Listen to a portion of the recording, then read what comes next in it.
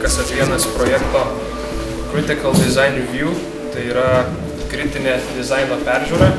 Mes tai žiūrime ne vien tik kaip istorinį simbolinį įvykį, bet kaip ir tęstinį projektą, kuris duos pradžią tolesniem darbam kosmoso. Ką šiandien mačiau, kad jie visą darbą atliks laiku.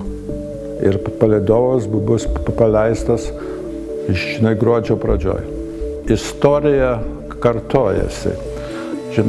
Darius ir Girėnas perskrido Atlantą, negaudamas valdžios paramos.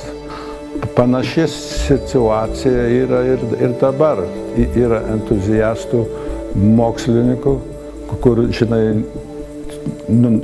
nori ir tiki, kad Lietuva turi turėti savo pirmą palydovą, ne tik pirmą ir ne paskutinį, bet toliau, kad ta mokslo šaka plėstųsi, tikėtis, kad viskas eis toliau tokiu pačiu greičiu, kaip dabar eina.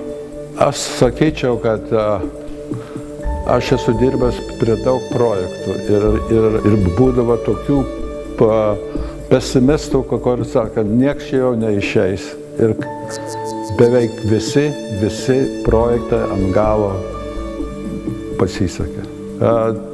Su palydovu tu gali labai daug padaryti, kur paskui gali praktiškai viską perduoti.